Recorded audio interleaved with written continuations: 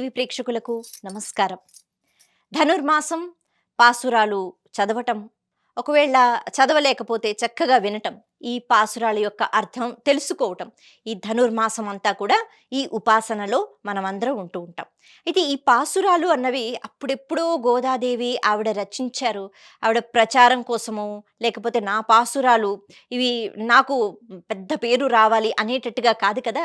పూర్తిగా భగవంతుణ్ణి సేవించటము ఇది ఆవిడలో ఉన్న భావన.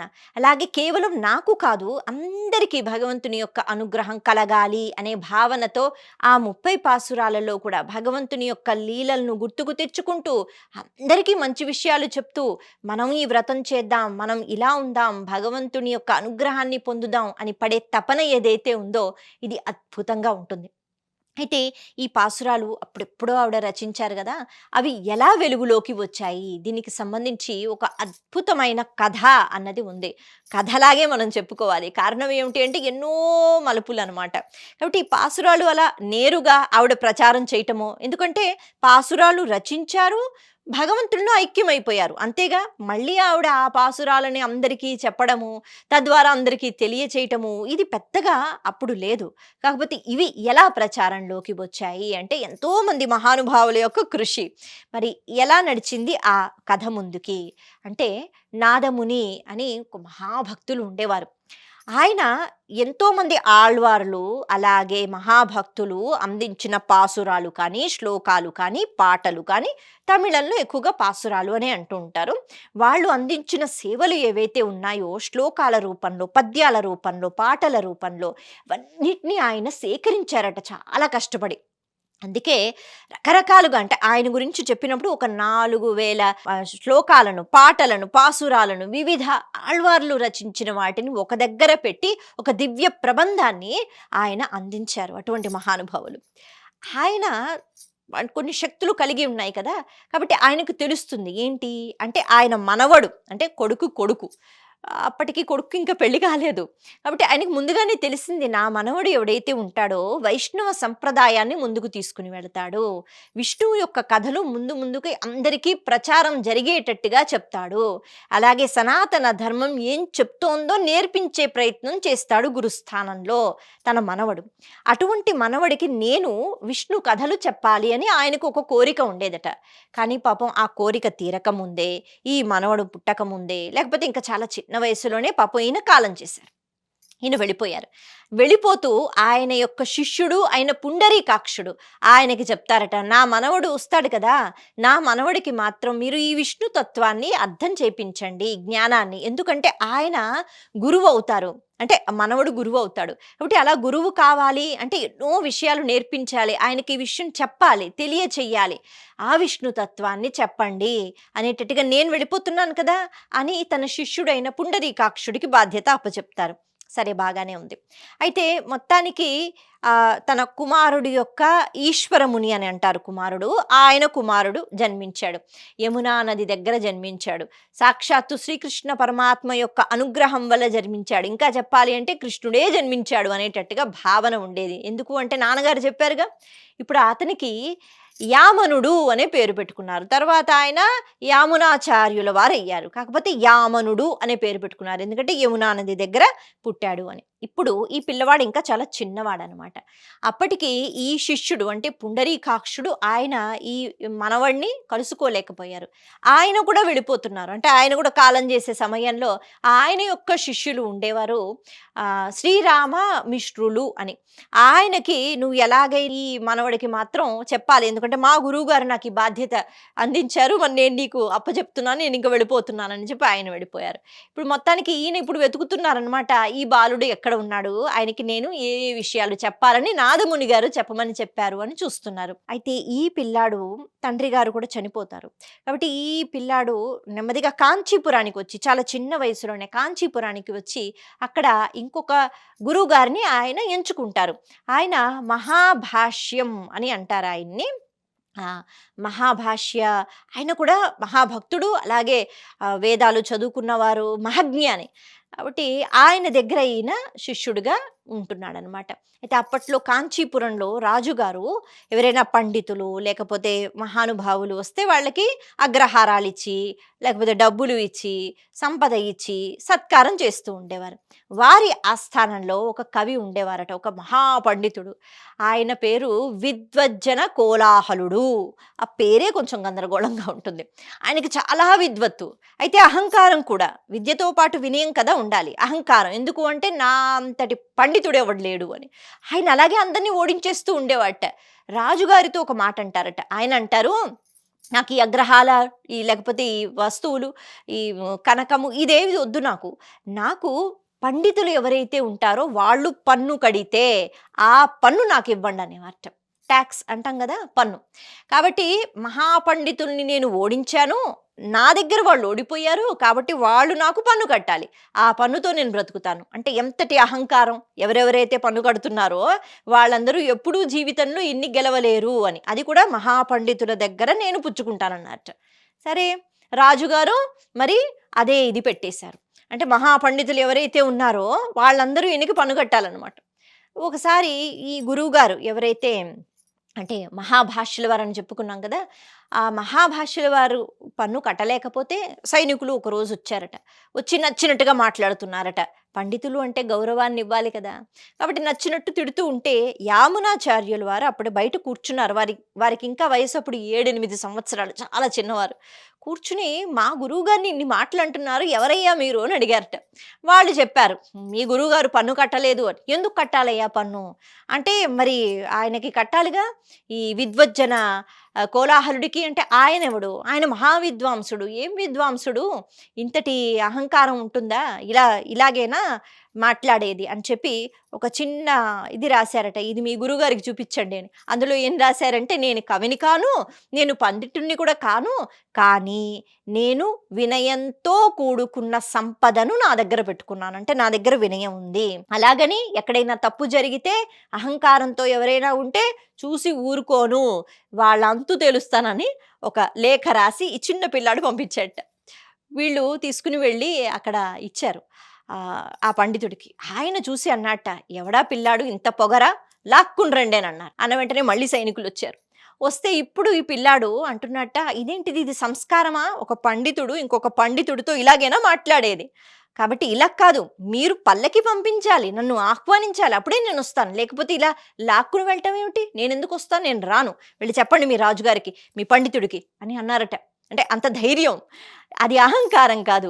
ఆయన అవతల వాళ్ళ అహంకారాన్ని పూర్తిగా నశింప చెయ్యాలనుకుంటున్నారు. అప్పుడు ఆయన వయసు ఎంత? చాలా చిన్నవాడు. 8 ఏళ్ల వయసు. ఆది శంకరాచార్యుల వారు కూడా 8 ఏళ్ల వయసులోనే ఆయన అద్భుతాలు కదా! అలా ఈ పిల్లవాడు మాట్లాడితే రాజుగారికి ఆశ్చర్యం వేసిందట. సరే మా అన్నాడు, పల్లకి పంపిద్దాం. అసలు వాదనలకి కూర్చుంటే ఎవరు గెలుస్తారో చూడాలనుంది. ఎందుకంటే ఇంత చిన్న పిల్లవాడు సవాలు చేస్తున్నాడేమిటి? ఆయన అంటాడు, నేను గనక ఓడిస్తే మీ పండితుణ్ణి ఎవ్వరూ కూడా పనులు కట్టవలసిన అవసరం లేదు. కాబట్టి నేను ఓడిస్తానన్నట్ట ఈ పిల్లాడు. అన్నాడు రాజుగారు. రథం పంపించాలని అనుకున్నారు. సరే, మొత్తానికి ఆ రోజు ముందు రోజు రాత్రి రాజు రాణి మాట్లాడుకుంటున్నారట. రాణిగారు అంటారట, ఇంత చిన్న పిల్లవాడు ఈ మన ఆస్థాన విద్వాంసుని అలా ఎదుర్కోవటం నిజంగా ఆశ్చర్యంగా ఉంది కదండి అని ఏదో మాట్లాడుకుంటున్నారు. రాజుగారు అంటారట, నిజంగా ఈ పిల్లాడు గెలిస్తే అర్ధరాజ్యం నేను ఇచ్చేస్తాను. ఓహో అవునా అని అనుకున్నారు. సరే మన్నాడు ఇలా వాదనకి కూర్చున్నారో లేదో ఆ విద్వజ్జన కోలాహలుడికి మాట రాలేదట. ఎందుకు రాలేదు? అన్నీ మర్చిపోయాడు. ఎందుకు మర్చిపోయాడు? అహంకారం ఒకటి ఉంటుంది కదా, అది ఎప్పుడో ఒకప్పుడు పతనానికి దారితీస్తుంది. కాబట్టి అంత విద్య ఉంది, ఇంత విద్య ఉంది, ఏం లాభం? ఎక్కడో ఒక్కడ భగవంతుడు ఆపుతాడనమాట మనల్ని. అలా ఒక్క మాట కూడా ఏమీ మాట్లాడలేకపోయాడట. ఇక్కడ ఈ యామనాచార్యులు వారు తన పాండిత్యంతో అద్భుతంగా అలా మాట్లాడుతుంటే ఏమీ చెప్పలేకపోయాడు. మొత్తానికి ఓడిపోయాడు. ఇప్పుడు ఇతనికి సగం రాజ్యం ఇచ్చేశారట రాజుగారు. అప్పుడు చాలా చిన్న పిల్లాడుగా సరే ఏదో కొంచెం ఆనందంగా గడిపాడు. ఆ తర్వాత పెద్ద అయిన తర్వాత రాజ్యాన్నే ఇచ్చేశారు. ఆ రాజ్యానికే ఆయన రాజైపోయారు. తనకి యమునాచార్యుల వారు రాజైపోయారు. అయితే మరి ఇప్పుడు ఆయన ఏమవ్వాలి? ఆయన వైష్ణవ సంప్రదాయం గురించి మాట్లాడగలగాలి, నలుగురికి చెప్పగలగాలి, ఆయన గురుస్థానంలో ఉండాలి. ఇలా రాజుగా ఉంటే ఎలా? అక్కడ ఈ శ్రీరామమిశ్రులు అంటే ఎవరైతే పుండరీకాక్షుని యొక్క శిష్యులో వారు వెతుకుతున్నారు. వారు తెలుసుకుంటారు ఇక్కడ ఉన్నారు నాదముని యొక్క మనవడు అని. మరి రాజుగారిని కలుసుకోవాలి అంటే అలా రాజుగారు ఇష్టపడకపోతే కలుసుకోలేరు గదా! కాబట్టి రాజుగారు కూడా ఏదో ఒక విధంగా తప్పించుకుంటున్నారట. ఆయన రాచరికంలో మునిగిపోయారు. ఇప్పుడు రంగనాథ స్వామి దగ్గరికి వెళ్లి అడిగారట. రంగనాథ, నేనేం చెయ్యాలి? మా గురువుగారు, వారి గురువుగారికి మాటిచ్చారు. మరి నేనేమో ఇక నా వయసయిపోతోంది. నేను వెళ్ళిపోయి దీనికొచ్చాను. మరి ఈయనకి ఎవరు చెప్పేది? ఈయన్ని ఎలా ఇటువైపు లాగేది? నువ్వే చూసుకో, నా వల్ల కాదు అని చేతులెత్తి దండం పెట్టేశారట. రంగనాథ స్వామి పలికారట, మాట్లాడారు. ఏమంటారు అంటే, సాధారణంగా నది ఒడ్డున అంటే నీటి ప్రదేశం దగ్గర ఒక ఆకుకూర ఉంటుందట. ఇదేది కల్పితం కాదు. ఇవన్నీ మనకి కనిపిస్తాయన్నమాట. అయితే ఒక ఆకుకూర పెరుగుతుంది. ఇది రోజూ తింటే కొద్దిగా వైరాగ్య భావన అన్నది పుడుతుంది. అంతే కదా! ఏది పట్టుకోవాలి, ఏది విడిచిపెట్టాలి, ఇంకా నేను ఎన్నో భోగాలు అనుభవించాలని కాకుండా వైరాగ్య భావన రావాలి. కాబట్టి ఇప్పుడు మహారాజు గారికి రావాలి. అలా వస్తేనే కదా వేరే విషయాలపైన ఆయన మక్కువ చూపిస్తారు. అందుకని ఈ ఆకుకూర పెట్టు అని అన్నారట. ఈయనెలా పెడతారు ఆకుకూర? కాబట్టి ఆ రాజ్యంలో ఉన్న వంటవాడి దగ్గరికి వెళ్ళి ఈ శ్రీరామమిశ్రులు ఈయన ఆ ఆకుకూర ప్రతిరోజు అందించేవారట. రాజుగారికి పెట్టండి మంచిది అని. వారు కూడా వండి పెట్టేవారు. అయితే అప్పట్లో పని వాళ్ళెవరైతే ఉంటారో, పని చేసిన వాళ్ళు, వంట వాళ్ళెవరైనా అనవసరంగా రాజుగారితో మాట్లాడకూడదు. వాళ్ళు మాట్లాడాలి అన్నా రాజుగారు మాట్లాడితే తిరిగి సమాధానం చెప్పడమే కానీ ఊరికే రాజుగారు వచ్చారు కదా భోజనానికి అని చెప్పి మాటలు అస్సలు మాట్లాడకూడదు. వంటవాడు ఏమి చెప్పలేదు, రాజుగారు ఏమి అడగలేదు. ఇలా కొంతకాలం అయిపోయింది. నెమ్మదిగా వైరాగ్య భావన వస్తోంది. కానీ రాజుగారు ఏం పట్టించుకోవట్లేదు. మళ్ళీ ఈయన రంగనాథ స్వామి దగ్గరికి వెళ్ళి, స్వామి ఇంక నేను అలసిపోయాను. ఇన్ని రోజులిచ్చాను. అడుగుతూ ఉండేవాడట వంటవాడిని. ఎప్పుడైనా అడిగారా దీని గురించి? లేకపోతే ఇంకేమైనా అడుగుతున్నారా? ఏమైనా మాట్లాడుతున్నారా? ఏమీ లేదే, అలాగే ఉన్నారే. అంటే మరి మార్పెప్పుడొస్తుంది? నేను ఎంతకాలం ఈ ఈ ఆకుకూర ఇలా పట్టుకుని వెళ్ళాలి? రంగనాథ స్వామి, నీకో దండం, నా వల్ల కాదు. నీ భక్తుడిని నువ్వే చూసుకో. ఎలా మరి మారుస్తావు ఆయన్ని అని అన్నారట. సరే అని చెప్పి ఆయనకు కూడా కొంచెం ఆరోగ్యం బాగాలేదు. కాబట్టి ఆయన ఒక 10 రోజులు పాపం ఎక్కడికి వెళ్ళలేదు. ఆయన అలసిపోయి ఇంట్లోనే కూర్చునున్నారు. అటువంటి సమయంలో ఎందుకో ఇప్పుడు ఈ వైరాగ్య భావన కలిగింది కాబట్టి రాజుగారు వంటవాడిని పిలిచి ఒక మాట అడుగుతారట. "ప్రతిరోజు ఒక ఆకుకూర పెడతావుగా, ఎందుకు పెట్టట్లేదు ఈ మధ్య?" అన్న వెంటనే ఆ వంటవాడు చెప్తాడు. "ఒకతనొచ్చి ఇస్తూ ఉంటారండి, ఒక వైష్ణవుడు. మరి ఆయన మీకు ఇవ్వమన్నారు. కాబట్టి ఆయన మిమ్మల్ని కలిసే ప్రయత్నం కూడా చేశారట, కుదరలేదు. మీరేమో ఎప్పుడు ఒప్పుకోలేదు. ఆయన మరి రావట్లేదు ఇప్పుడు. కాబట్టి నేనివ్వట్లేదు." అంటే రాజుగారికి ఆశ్చర్యం కలిగింది. ఎందుకలా ఎవరైనా వచ్చి నాకిస్తారు? సరే ఈసారొచ్చినప్పుడు నన్ను కలవమని చెప్పండి అంటారు. ఇప్పుడు ఈ 10 రోజులయిపోయింది. ఆయన అనారోగ్యంతో బాధపడుతున్నారు. ఇంక చివరికి రంగనాథుడితో అన్నారట, "ఒక్కసారి ప్రయత్నం చేస్తాను. ఇదే ఆఖరి రోజు. అయిపోయింది. ఇంక నా వల్ల కాదు. ఇంక నేను ప్రయత్నం చెయ్యలేను" అని చెప్పి ఆయనకు కొద్దిగా ఆరోగ్యం సహకరించినప్పుడు మళ్ళీ ఆ ఆకుకూర పట్టుకుని వంటవాడి దగ్గరికి వెళితే, ఆయన పట్టుకుని, "రాజుగారు నీతో మాట్లాడతామన్నారు. కాబట్టి పద పద" అని తీసుకుని వెళ్లారట. రాజుగారు అడిగారట ఆశ్చర్యంగా, "మీరు నాకెందుకు ప్రత్యేకంగా ఈ కూరిస్తున్నారు?" అంటే ఆయన ఏం చెప్తారు? అలా నేరుగా చెప్తే ఆయనకేం అర్థం కాదు గదా! ఏమిటి పిచ్చి మాటలంటారు అంతేగా? లేకపోతే కోపమొస్తే శిక్ష వేయండి అంటారు. కాబట్టి ఆయన అంటారు, "కాదండి, మీ పూర్వీకులు అంటే పూర్వీకులంటే ఎవరో కాదు, మీ తాతగారు నాదముని గారు. మీకు తెలియదు, నాకు తెలుసు. కాబట్టి ఆయన శిష్యుని యొక్క శిష్యుడిని నేను. ఆయన మీకు అపారమైన సంపద, నిధి అప్పచెప్పమన్నారు. అందుకే నేను మీ దాకా చేరడానికి, మీతో కొంచెం అలవాటు పెంచుకోవడానికి అలా ఆక్కూరిచ్చానన్నట్టు." "అవునా, నిధా? ఎక్కడుంది? పద చూపించు" అన్నారట. చూపిస్తా. కానీ ముందు మీరు భగవద్గీత, భాగవతము వీటి పారాయణం చెయ్యాలి. అలా చేస్తేనే మీకు నేను ఇది చూపిస్తా. అంటే ఇప్పుడు అవన్నీ నేనెక్కడ పారాయణం చేయాలి? ఒక పని చేయండి, మీరు చెప్తూ ఉండండి, నేను వింటూ ఉంటానన్నారట. అలా భగవద్గీత 18 అధ్యాయాలు కూడా ఈయన చెప్తుంటే ఆయన విన్నారు. ఎందుకు అంటే భగవంతుడి వైపు ప్రయాణం చెయ్యాలంటే భగవంతుడు ఏం చెప్తున్నాడో ముందుగా జ్ఞానం ఉండాలి కదా! అలా ఇప్పుడు ఇవన్నీ తెలుసుకున్న తర్వాత ఈ యామునాచార్యుల వారికి ఒక రకమైన ఆధ్యాత్మిక చింతనలోకి ఆయన వెళ్లారు. వైరాగ్య భావన కలిగింది. అప్పుడు తీసుకుని వెళ్లారట. ఎక్కడికి? శ్రీరంగం. అక్కడ తీసుకుని వెళ్లి గర్భగుడిలో స్వామివారి యొక్క పాదాలు చూపించి, "ఇదే అపారమైన నిధి. ఇది అప్పచెప్పమన్నారు" అంటూ వైష్ణవ సంప్రదాయం, లేకపోతే విష్ణు కథలు, విష్ణు చింతన ఇవన్నీ మీరు ప్రచారం చెయ్యాలి. మీరు గురుస్థానంలో ఉండాలని మీ తాతగారి యొక్క కోరిక. అందుకని మీకు ఈ మాట చెప్పాలనే అలా వారి శిష్యులు, వారి శిష్యుల్ని నేను ప్రయత్నం చేస్తున్నాం. ఇంతకన్నా మించిన నిధి లేదు. దీనిపైన మీ దృష్టి పెట్టండి అన్నారు. భగవంతుని యొక్క పాదాలు చూపించి. అప్పుడు ఆయనకి కలిగిన భావం, ఆయన వెంటనే తన కుమారుడికి పట్టాభిషేకం చేసి తన ప్రదేశాన్ని విడిచిపెట్టి శ్రీరంగంలోనే ఉంటూ ఒక 5 పుస్తకాలు రాశారట రంగనాథ స్వామి మీద. ఎందుకంటే విపరీతమైన పాండిత్యంగా. కాకపోతే అదంతా ఎక్కడికో వెళ్ళిపోయింది. కారణం ఏమిటంటే ఆయన మహారాజు అయిపోయారు, రాచరికంలో ఉండిపోయారు. ఇప్పుడు ఆయన చక్కని అద్భుతమైన పుస్తకాలు రచించారట. అలా ఆయన 120 సంవత్సరాలు వైష్ణవ సంప్రదాయం గురించి కానీ, యమునాచార్యుల వారు మహాభక్తులు విష్ణు కథలను ప్రచారం చేయటము, అద్భుతమైన ప్రవచనాలు చెప్పటము, అద్భుతమైన అంటే విషయాలకు సంబంధించిన ఎన్నో ప్రబంధాలు అందించటము ఇవన్నీ ఉన్నాయి. చివరికి ఆయన వెళ్ళిపోయే సమయంలో రామానుజాచార్యుల వరకు కబురు పెట్టారట, నేను నీతో మాట్లాడాలి అని. పాపం అప్పట్లో అంత దూరాభారం కదా, కాబట్టి రామానుజాచార్యుల వారు వచ్చేలోపు వీరు కాలం చేశారు. అయితే ఆ శరీరం, ఆ దేహం ఏదైతే ఉందో దాన్ని చూసేటప్పటికి రామానుజాచార్యుల వారు తెలుసుకున్నారు. ఏంటి అంటే ఆయన కుడి చేతి యొక్క 3 వేళ్ళు ముడుచుకుని ఉన్నాయట. ముడుచుకుని ఉన్నాయి అంటే ఆయన ఒక్కసారి దివ్య దృష్టిలో చూశారు. అలా ఎందుకు ముడుచుకుని ఉన్నాయి? ఇలాగే ఉన్నాయా చనిపోయినప్పుడు కూడా అంటే లేదు లేదు. మరి ఆ తర్వాత ముడుచుకున్నాయి. ఎందుకు ముడుచుకున్నాయి అంటే తీరని కోరికలు 3 ఉండిపోయాయి. బహుశా వీటి గురించే నాతో మాట్లాడతానన్నారు. కానీ నేనొచ్చేటప్పటికి ఆలస్యం అయిపోయింది. ఇవేమిటో నేను తెలుసుకోవాలి. గురువుగారు అలా ఎందుకు 3 వేళ్ళని ముడుచుకున్నారు అని ధ్యానంలోకి వెళ్లారు. రామానుజాచార్యులు శక్తివంతులేగా, ఇవన్నీ భక్తితో వచ్చిన శక్తులే. అలా ధ్యానంలోకి వెళ్ళిన వెంటనే వారికి ఆ 3 కోరికలు ఏవైతే ఈ గురువుగారైన యామునాచార్యుల వారు చెయ్యాలని అనుకున్నారో అవి అలా స్ఫురణలోకి వస్తున్నాయి. మొట్టమొదటిది ఏంటి అంటే ఆయనకు ఒక కోరిక, బ్రహ్మసూత్రాలు ఏవైతే ఉన్నాయో వైష్ణవ తత్వంగా వాటిని ఆ భాష్యం అన్నది బ్రహ్మసూత్రాలకు వైష్ణవ తత్వంలో అందివ్వాలి. ఇది ఒక కోరిక. రామానుజాచార్యులు వారు అన్నారు, నేను ఖచ్చితంగా వాటిని అందిస్తాను. అందుకే వారు శ్రీభాష్యం ఆ రచన, అద్భుతమైన రచన చేశారు. ఎందుకంటే వారు గురువు గారి కోసం. అలా అన్న వెంటనే ఒక వేలు తెరుచుకుందట. అంటే కుడి చేతి 3 వేలు ముడుచుకున్నాయని చెప్పాం కదా, ఒక వేలు తెరుచుకుంది.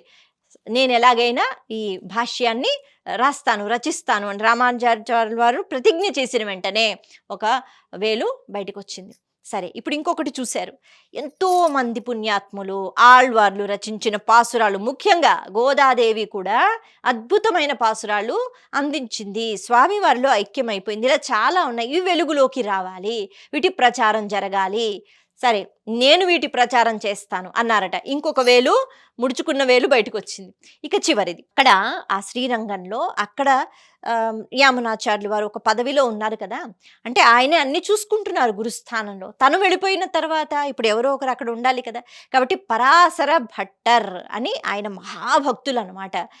ఆయన్ని నేను నిర్మిస్తాను అని నేను అనుకున్నారు. కాబట్టి మీలాగా ఎవరైతే యోగ్యులు ఉంటారో వాళ్ళని నేను ఇక్కడ నిర్మిస్తాను, నిర్మించాకనే నేను ఇక్కడి నుంచి వెళతాను గురువుగారు అని చెప్తారట. 3వ వేలు కూడా తెరుచుకుని ఉంటుంది. అలా యామునాచార్యులు వారు తృప్తితో వెళ్ళిపోవడం జరిగింది. రామానుజాచార్యులు వారు పరాశర భట్టరని మహాభక్తుల్ని అక్కడ నియమించారట. ఇక్కడి నుంచి ఇక్కడ నువ్వు అంతా చూసుకోవాలి అని. ఆయన కూడా మహానుభావులు.